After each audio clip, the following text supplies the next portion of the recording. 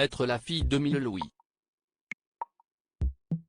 Tout est dans le titre de cette œuvre autobiographique écrite par celle qui est née du premier mariage du tueur de Lyon et de Chantal Delagneau. Aînée des 4 enfants du couple, Marilyn Vinet a réussi à sortir de cette spirale infernale créée par cet individu.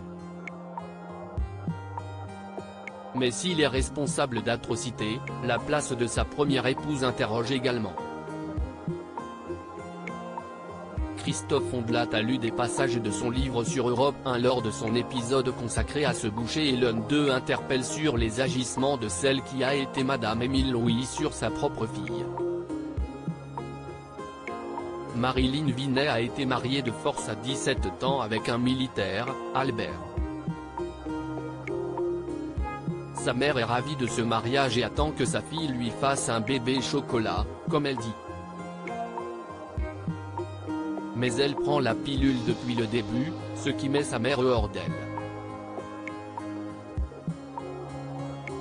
Si est ainsi qu'un bébé viendra, loin d'être un heureux événement. Elle s'appelle Eugénie. Elle naît à Draguignan où Albert vient d'être muté. Et le jour même, Albert et ma mère se lient pour me la voler. À ma sortie de la maternité, maman s'empare de ma petite Eugénie. Pas le droit de m'occuper d'elle, ni même de formuler un avis, écrit Marilyn Vinet. Marilyn Vinet expliquera ensuite au micro de Christophe Ondelat qu'elle a dû faire intervenir la justice pour pouvoir récupérer sa fille. Sa mère voyait-elle la possibilité de chérir un enfant sans l'ombre d'Émile Louis et les horreurs qu'il peut commettre? Car pendant qu'elle s'occupe du bébé, qui s'occupe des 2 enfants placés chez eux, Émile Louis. Céline, 8 ans, a fait les frais de l'absence de la femme du tueur. Marilyn en est certaine puisque quand sa mère retourne dans son foyer, elle découvre que la fillette n'arrive plus à se retenir pour aller aux toilettes.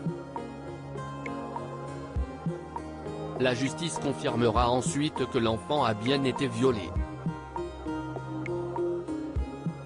Il y a donc être la fille d'Émile Louis, mais aussi être sa femme. Chantal Delagneau ne pouvait pas ne pas savoir les agissements de son mari mais elle s'est-tue. Marilyn Vinet tente de comprendre ce qu'il y avait dans la tête de sa mère. C'était une enfant martyre, elle n'avait pas eu d'équilibre familial. On ne peut que s'attacher à cette femme. Et puis je l'ai vue tellement malheureuse, dans des situations extrêmement douloureuses, je ne peux pas lui en vouloir pour certaines choses. Elle ajoute que si elle n'a pas parlé, si est pour éviter les quintes dira-t-on et préserver l'intégrité familiale.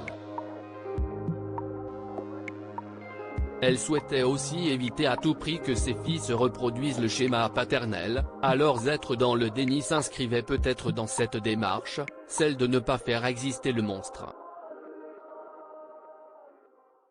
Pour autant, il a bien violé sa propre fille, il a bien tué devant ses yeux et il l'a bien poussée au suicide. La force qu'il a fallu à Marilyn Vinet pour ne pas succomber à une telle histoire est difficile à saisir. Elle est pourtant bien là, survivante du pire. Émile Louis est décédé à l'âge de 79 ans en 2013. Il a été condamné en 2004 à la perpétuité avec 18 ans de réclusion criminelle.